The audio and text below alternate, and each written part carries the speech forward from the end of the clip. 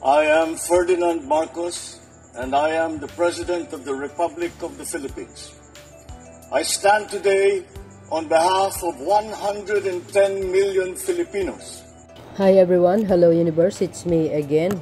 Shout out sa inyo mga besa.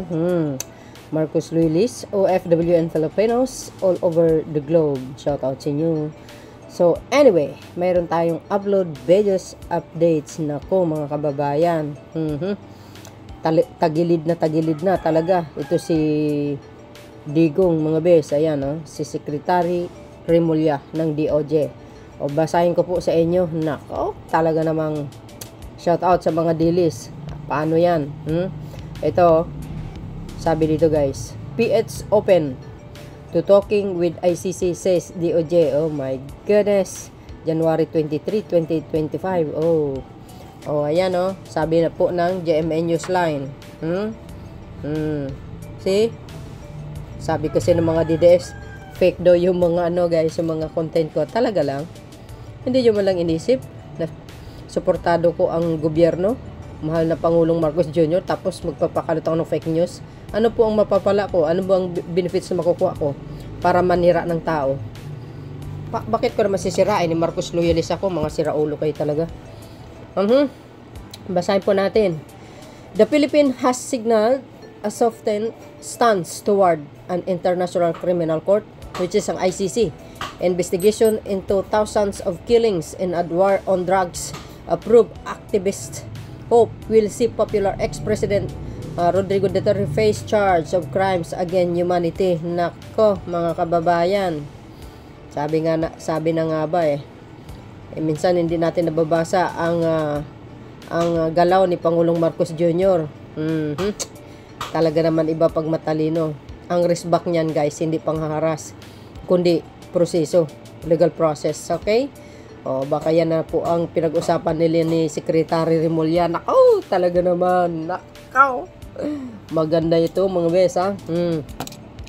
Tuloy, the war on drugs was the signature campaign policy that swept Duterte to power in 2016 as a maverick crime-busting mayor who delivered on the promises he made during vitriolic speeches to kill thousands of narcotics leaders. Tuloy mga kababayan. The firebrand Duterte unilaterally withdraw the Philippines from the ICC's founding treaty in 2019 when it started looking into allegation of systematic extrajudicial killing on the Philippines has until recently refused to operate with the ICC investigation which is announced in 2023. Alam mo naman po natin sa war on drugs ni Digong, yung 30,000 na namatay mga kababayan without due process. Parang pumatay ka na lang ng mga aso, 'di ba? Ganun po kasama si Digong. Kaya nga sabi ko, palpak ang kanyang pamumuno lalo na sa war on drugs. Yung ibang pulis napapasama dahil sa kanya, dahil diyan sa reward system. Kahit yung mga inisunting mga teenagers nadadamay, 'di ba? Kahit walang kasalanan, mahilig sila magpa-planted na kunwari sabihin may shabu pero hindi naman planted kasi si Digong rin naman ang nagsabi na mahilig siya sa mga planted na ebidensya mga kababayan.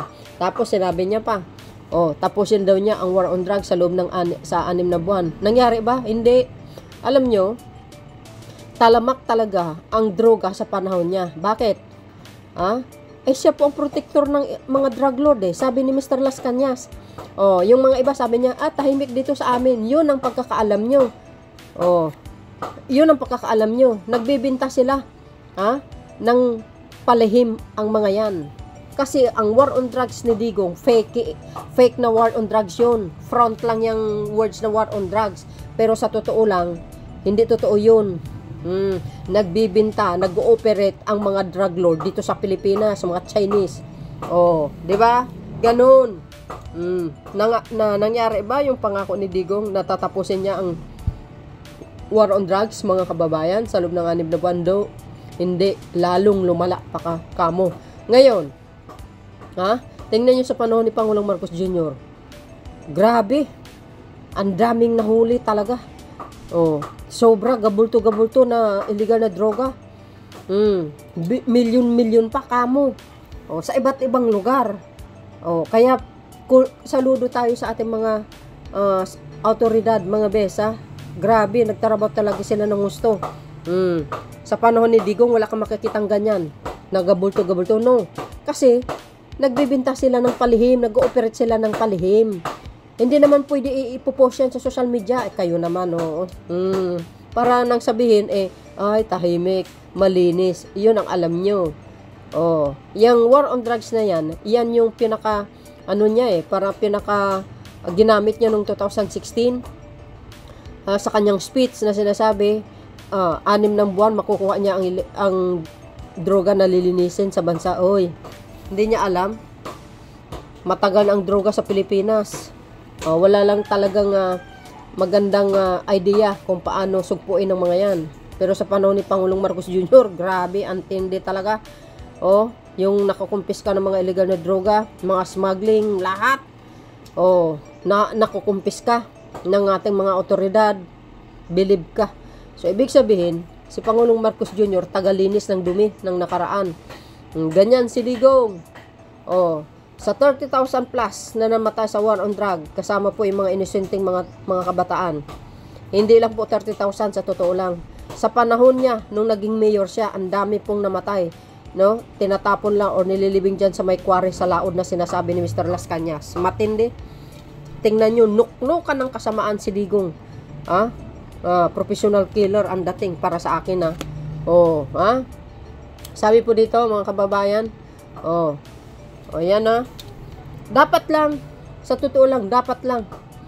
Kung ito ang maganda, para matapos itong issue na ito, dapat lang, ikulong nyo na yan at arestuhin nyo. Sa totoo lang, mga kababayan, kaya nga sabi ko, huwag nyong kantiin si Pangulong Marcos Jr., tahimik lang po yan, hanggat maari.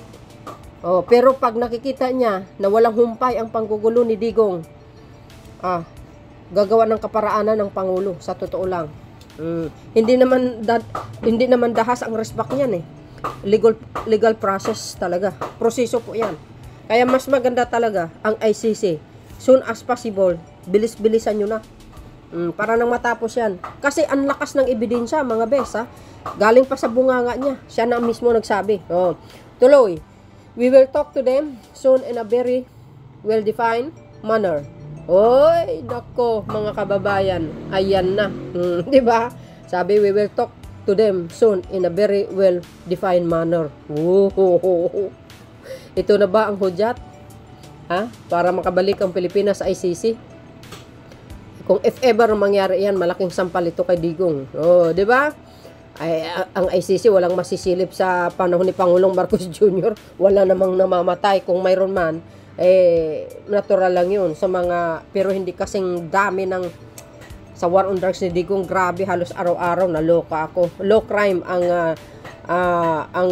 Marcos administration, sa totoo lang, mga kababayan. Yung mga natural causes lang, tulad na nababangga, yung tawag dito, yung mga nanlaban, gano'n lang naman no? Nangyayari po yan. Pero yung kumitil ka ng buhay na parang aso na lang, hindi naman yata pwede po yun. Hindi maganda yan. Sabi po dito, mga kabayan, we will talk to them soon in a very well-defined manner. Maganda ito. In the spirit of committee, some people are trying to bridge the divide to bring us together so we can sit at one table, Justice Secretary Jesus Crispin Romualdez said in an interview. Diba? Ano yan, mano-mano pag-uusap, masinsinan talaga. Totoo yan. So, alam nyo, mautak talaga si Digong. Bakit kanyo? Noong 2019, di ba, nag-withdraw siya sa ICC. Nag-withdraw ang Pilipinas sa pagiging member niya sa ICC. Bakit kanyo? Kasi alam na ni Digong, mga kababayan, lumalabag na po siya sa human violation mula nung 2016-17 hanggang 18. Alam niya, tagilid na siya sa ICC that time. So, dahil ang ginawa niya, mga kababayan, ay mautak si Digong talaga. Ang ginawa niya, naisipan niya na mag-withdraw ang Pilipinas sa pagiging member nito sa ICC. Dahil alam niya maaring mangyayari kung hindi siya nag-withdraw. Kaya tingnan mo, mautak siya. Nag-withdraw talaga siya. Hindi lang yan. Dahil alam niya, baka matanggal siya sa pagka-presidente that time. Dahil, ang Makabayan Black, correct me if I'm wrong, sila po yata ang nagsampa ng kaso sa ICC. Dahil dito sa war on drugs ni Digong. Kaya, nakita ni Digong, nagsampa sila ng kaso. Alam niya, tagilid siya. Ayun, nag-withdraw noong 2019. Sabi ko sa inyo ganyan sa kanuknukan ng kasamaan. Sa totoo lang. Sabi nila, mabait. Sus Mariusep, oo naman mabait pag may reward system. Kayo naman, parang hindi mahalata yung kasamaan mo. Natural maging mabait ka. There are certain areas we can cooperate. Ayun, he told Reuters, stressing that lines have to be drawn properly. Yan ba? May mga lugar na we can cooperate, sabi niya. Siguro, mga kababayan, una-una na dyan ang Interpol. Mayroon tayong obligasyon. If ever ang Interpol, mga kababayan, ay huhulihin ng dating Pangulong Digong, siyempre, yung mga autoridad natin ay makipag-cooperate. Sa totoo lang yan. Di ba? Ewan ko lang yung iba. So, bahala na si Secretary Remulla kung ano ang dapat gawin. Di ba? Sabi ko sa inyo masyado kayong nanggugulo sa sa bansang ito, sa pamahalaan ni Pangulong Marcos Jr. Hindi po kayo ang Pangulo, kaya alam niya ang kanyang gagawin. The other stories daw, sabi dito guys, DOJ will assess Quadcom recommendation versus Duterte, Marcos hasten ICC probe, OMG. Alam po natin since the start, di ba? Sa hearing ng Quadcom, nabubunyag lahat at pawang katotohanan lamang ang mga naisiwalat doon. Katunayan, ang daming na-cite ng contempt dahil sa pagsisinungaling. Di ba? Yan, gagamitin nila yan. Yung Quadcom hearing na yan, yung mga report, no? Sa ICC. Malaking ebidensya yan, mga bes. Ang laki yan. Dapat nga, hinuli niya na yan. Sabi dito, sure, Batu won't. Natural. Pag kinuha yung Senate report, doon nag-imbestiga sila sa hearing na nagsalita si Digong, natural, ibibigayan. Natural, ayaw ni Batu. Siyempre, Duterte. Ano yan di ba, mga kababayan? Batu won't agree with Duterte. Makabayan to Duterte. Stop the circus-faced drug war victims. Agay, alam mo naman, sa totoo lang, nagpupursige talaga itong mga Makabayan Black, sila ni Franz Castro, sa totoo lang, mga bes, Kaya kudos din naman sa kanila kasi talagang nakatutok din sila dyan. Sila po ang nagpupursige. Diba? Kahit sabihin mo mga dilaw mga yan, at least, mayroon naman silang pakialam pagdating sa human rights, no? At siyempre sa security ng bansa. Si Risa Ontiveros pa lang kahit dilaw yan, may pakialam sila dahil Pilipino sila, natural. Obligasyon din nila yan at obligasyon din ng mamayang Pilipino na pumili ng tamang kandidato para sa ikakabuti ng bansa na ito. Itong mga politisyan na mga dilaw, karapatan nila yan. Mayroon silang karapatan na protektahan ng bansang ito. Totoo yun. Pilipino sila So dito,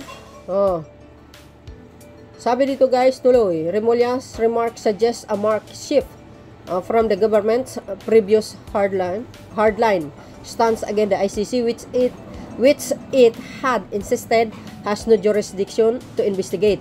The ICC, a court of last resort, says alleged crime committed prior to a member withdrawal are within its scope. Sabi kasi, mga kababayan, ng isang political analyst, correct me if I'm wrong guys, although sinabi ni Pangulong Marcos Jr. na walang ayaw niyang, hindi siya sang-ayon na mag-imbestiga ang ICC. Kung mag-imbestiga naman sila, sila na lang. Pero yung makipag-cooperate ang Pilipinas, hindi po. Sinabi ng Pangulo yan. Ngayon, sabi po ng isang political analyst, mga kababayan, may jurisdiction pa din ang ICC because nung isinampa ang kaso sa ICC that time, hindi pa daw tayo nag-withdraw sa ICC noong 2018 19 nag-withdraw ang ICC. Pero nauna na po yung pagsampa ng kaso nung that time. So pasok pa raw ang jurisdiction ng ICC. Correct me if I'm wrong, baka may nanood ng mga lawyers diyan. Hindi naman tayo lawyers, kaya dumidepende tayo sa ating mga pinapanood, mga kababayan. Kaya pasok. Yan, correct me if I'm wrong. Sabi dito mga bes, tuloy. Remilla said cooperation with an international tribunal remains permissible under the Philippines law. Adding ICC representatives has been going in and out of the country without us raising anything. Ano guys ang kapalagayan nyo? Well, ako naman mga bes, lagi ko naman sinasabi, kung ano man ang magdedesisyon ng gobyerno o pamahalaan, doon lang ako. Kung iyan ay ikakabuti naman ng bansa na ito. Kaya nga nasabi natin, no? Hindi tayo pwedeng nagmamagaling-magalingan sa nakakataas, sa nakakaalam. Tulad ni Pangulong Marcos Jr. At yan, si DOJ Secretary, yung ating mga mambabatas, di ba? Kung ang itong mga sinasabi nila, they are willing to talk sa ICC, di ba? Ibig sabihin, mayroong mga importanteng bagay na dapat pag-usapan. Kaya nga sabi ko, yan na ba ang hudyat, mga bes? Ano po ang kapalagayan nyo? Paano yan? I know that as anecdotally from people I know from the human rights community, they've been in contact here, he added. Ano sabi? Tuloy, the 30's former chief presidential legal counsel Salvador Panelo slammed Remulla's remarks, saying that the alter ego of the president should resign from their position if they are not comfortable with or are in a position to the pronouncement of the president. Ito talaga si Panelo, abogado to guys, no? Pero minsan, masasabi natin, hindi lahat ng abogado ay talagang matatalino. Mayroong mga iilan lang na bobo, 'di ba? Kahit alam na nila na tama ang ginagawa pa rin nilang mali. Ganun lang alam nyo naman dito si Pomelo, mga kababayan. Pro Duterte. Sa totoo lang.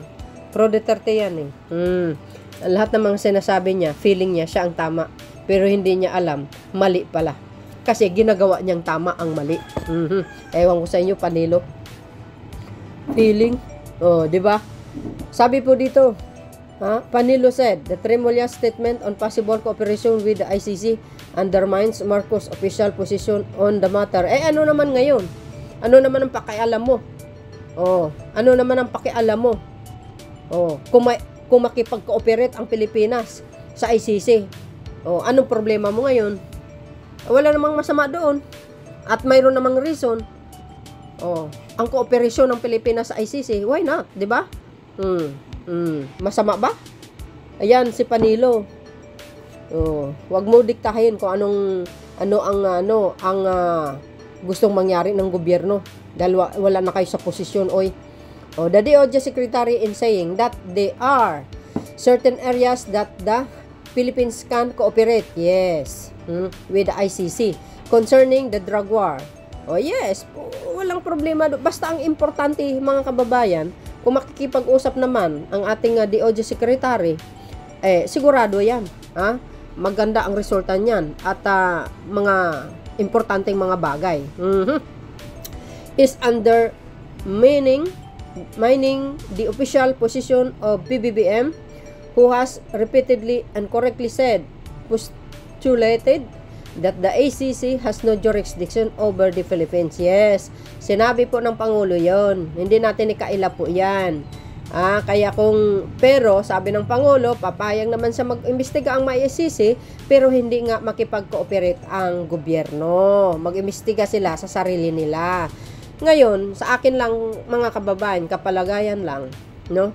Dahil kung walang katigil-tigil itong si dating Pangulong Digong sa panggugulo sa Pilipinas, sa tingin nyo kaya magbabago ang kaisipan ni Pangulong Marcos Jr.? Sasabihin niya, much better na lang na makipag-cooperate na lang tayo sa ICC para matigil itong matanda na ito. 'Di ba? Posible 'yun. Kaya nga sabi ko, tahimik lang 'yan. Pero pag nag-respect yan, proseso ang kanyang gagawin. Diba? Tuloy. And that our country will not cooperate with the ICC in any form or shape. B. Visa or bis, the letter, wrong, and intransigent. Posturing to place the Philippines under its jurisdiction, which is not only an insult but an assault to our territorial integrity and sovereignty, he said. Oh, yes, tama po yun. Kaya sabi ko, hindi po natin minsan nababasa ang galaw ng Pangulo. Oh, kaya ito kasi ang problema kay Digong. Kung tahimik lang sana ito at hindi na magkuda-kuda, baka sigurado hindi na tayo tuluyan na makipag-cooperate sa ICC. Pero pag ito continue, continuous niya ang panggugulo, well, we will see. Sabi pa dito guys, they are an embarrassment to the president, Panilo added. Utot mo, Panilo. Remulla refused to comment on Panilo remarks, saying the lawyer is entitled to his own opinion. Opinion niya yun eh. Oh, kasi feeling pa nasa posisyon ito si Panilo guys. Every opinion naman ginagalang. Kaso lang mayroong mga opinion din na mali-mali. Tulad ni Panilo, kung ano yung tama ginagawin niyang mali. Oh, katulad na lang sasabihin niyang ganun. Nagre-react siya kung makipag-cooperate ang gobyerno sa ICC sa panahon ni Pangulong Marcos Jr. Ano naman pakialam mo doon? Oh, 'di ba? Anong pakialam mo? Oh, problema mo na 'yon sa sarili mo. Oh, huwag mo pakialaman ang hakbangin ng pamahalaan. For sure 'yan, maganda ang hakbangin nila, hindi masama. No comment. He is entitled to his own political opinion. Remulla told GMA News Online. Oh, see? Entitled sa sarili niyang kaisipan. Opinion niya 'yun, di wow. According to police, 6,200 suspect were killed during anti-drug operation that day, say ended in shootout, but activists say the real toll of the crackdown was far greater, with the thousands of slumland drugs users, many whom were included on officials' watch list, killed in mysterious circumstances. Yun na nga di ba? Sa dami-dami ba namang namamatay, no? Hindi mo akalain, nakakashock. Pero kung alam po natin, nung 2016, hindi na natin binoto yan. O, di ba? Kawawa ang mga Pilipino na inosente, na namatay na parang aso na lang, mga kababayan. Sa totoo lang, grabe. At nukno ka ng sinungaling ito si Digong. Sa totoo lang, para sa akin, palpak ang kanyang pamumuno. The worst president ever. Ayan, tuloy, police deny involvement in those killings and reject allegation from rights group of systematic execution and cover-up. O, diba? Maraming pulis, mga kababayan, ang napapasama. Sa totoo lang, ang nadadamay, sabi ni Digong, kill. O, diba? O, ano nangyari sa mga ibang pulis? Involvement sa mga masamang gawain. Ang iba nakukulong. Natutulungan ba sila ni Digong na sinabi niya, siya na lang daw ang bahala, kargo niya lahat. O ano na ngayon? Tinulungan niya ba ang mga pulis na nakakulong, ng mga sinasampahan ng kaso? Wala. Kaya nga, sabi ko, nukno ka ng sinungaling yan Kaya, ang ibang pulis napapasama talaga dahil kay Digong. O ito mga pulis na mga ingot, hindi mo lang inisip yung dignidad or integridad ng pagkatao nila, lalo na po yung tsapa, yung rangko nila. O, pinag-aralan nyo ng 4 years yan o ilang taon yan, tapos sumusunod lang kayo sa isang tao na walang kakwenta-kwenta. Ngayon, nga kayo. Tuloy. Sabi po dito guys, police deny involvement in those killings and reject allegation from rights group of systematic execution and cover-up. Ayan na. Duterte 79 has been unapologetic in his defense of his campaign and says he told police to kill only in self-defense. Isus, maganda kung ganyan. 'Di ba? O, yan sabi ko nga. Sa war on drugs, sa operasyon, delikado talaga. Lalo na pag armado at mayroong baril. Yung mga hinahunting mo, sa mga bypass operation halimbawa, 'di ba? Aba kung yung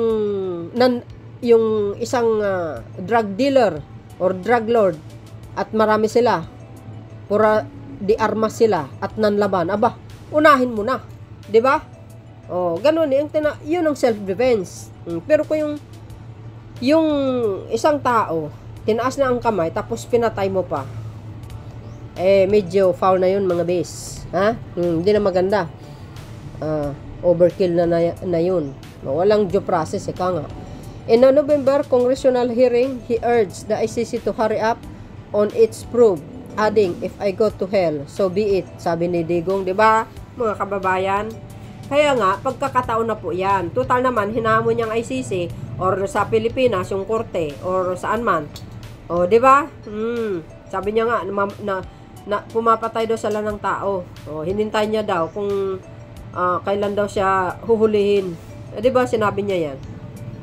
Kaya nga, ito na ang pagkakataon. It's time to put him in Bartolina. Naks naman.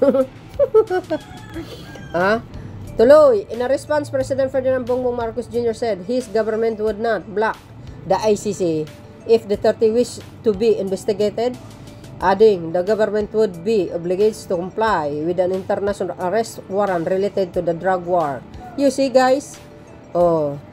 Sabi ko sa inyo ang Pangulo, minsan hindi natin nababasa ang kanyang galaw.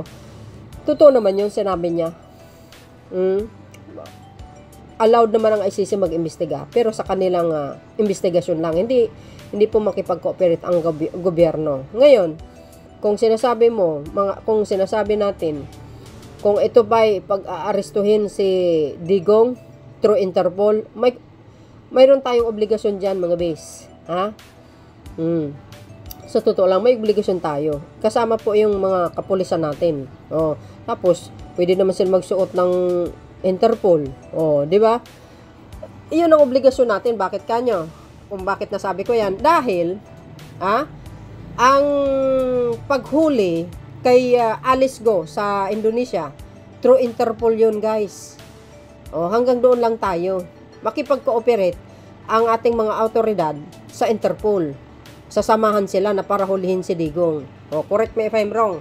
Kung may abogadong nanonood sa atin. Okay, obligado natin 'yan. Obligasyon natin nga.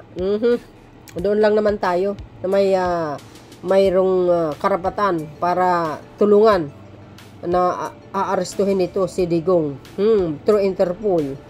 If indicted, Jude Duterte could become the first Asian former head of state to go on trial at the ICC. Goes. Guys, ano ang kapalagayan nyo? For the first time. Diba? Tapos, kung halimbawa nagkataon isa lang pinakauna-unahang ex-president na nililiti sa ICC. Tapos, doon pa siya nakulong. My goodness, history yan, mga bes. Under the Marcos administration, napakulong ang isang pinuno dahil sa kanyang kasamaan. Walang hambas na pagpapatay sa mga inosenteng mga tao. Di ba? Pati nung naging mayor pa siya, mga kababayan. Mahilig ito magbayad ng hitman gunfire hire. Totoo yan ang sinabi ni Mr. Las Cañas di ba? Hitman niya yan, tsaka si Motabato. Pumapatay sila dahil utos ni mayor. Di ba? Siya ang mastermind. Ito naman si Matubato tsaka si Las Cañas, pumapatay talaga sila. Si Matubato, sabi niya, more than 100 daw ang pinatay niya. Utos ni Mayor. Agay! Ask about the possibility of the Philippines rejoining the ICC. Justice Secretary Mulia said it was another question. Hindi natin alam. Who knows? Malay mo. Biglaan na lang tayo na nakabalik na pala tayo sa ICC. Alam nyo si Pangulong Marcos Jr. guys, hindi nyo hawak ang kanyang kaisipan. Iba ito si Pangulong Marcos Jr. kung gumalaw We are starting to explore the limits of non-membership to the ICC and the extent of crimes committed prior to the withdrawal, Remulla said, suggesting the country was open to limited cooperation with the court. You see guys, The ICC has said it does not comment on its investigation. The Philippines has its own probe into the drug killings but has made little progress despite what activists say is substantial evidence of a litany of abuses by state officials. Agay. Ano guys, ang kapalagayan nyo. We have to admit the shortcomings that are here. Ooh. He said, we always want to do justice for everyone. Ayan o, Reuters with a report from Ana Felicia Bajo. Agay, GM8 Integrated News. Oh my goodness, mga bes, ha? Oh, International Criminal Court, Duterte War on Drugs, Rodrigo Duterte drug killings, extrajudicially killing. Ano po ang kapalagayan nyo, mga kababayan? Basta ako, let's see sa resulta nito. Soon as possible, makikita natin ang magiging result, guys, ha? Kasi malakas nga ang ebidensya laban kay Digong, lumalabas din sa bunganga niya. At saka mga witness, mga kababayan, na talaga namang grabe, brutal. Crime against humanity. Antindi nun, ano, diba, mga bes? Ikaw ba, may puso ka pa ba? Nagagawin mo yun sa kapwa mo Pilipino? Pinagpapatay mo? O, okay lang sana kung yung mga drug lords, pwede sana sila eh. Pero unless, sabi ko nga, pag nanlaban, okay yun. Pero pag hindi naman nang laban ang mga drug lord, why not hindi mo ikulong? Pang life in prison without parole. O, di ba? Pwede naman po yun eh. Alam po natin ayon sa batas ng Panginoon, walang sinuman ang pwedeng kikitil sa buhay ng tao, kundi ang Panginoon lamang. O, di ba? Only God can talk.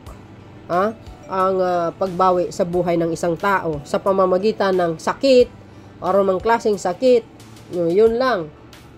Natural cause, 'di ba? Okay lang 'yun. Pero yung patayin mo ng isang tao na talagang parang aso na lang, very foul na yun, bes, ha? Kawawa naman. Labag yan sa salita ng ating mahal na Panginoon, 'di ba? Ika nga, buhay ang kinuha mo, buhay din ang kabayaran. Nako, my goodness. Kaya ang lahat ng kasamaan na ginawa mo sa kapwa mo, babalik yun. Babalik yan sa iyo sa tamang panahon. Nako. So it's time na siguro para kay Digong, para malitisin siya. Malilitis sa ICC. Nako, mga bes. Kung nagkataon na. Sa tingin nyo kaya mangyayari yan?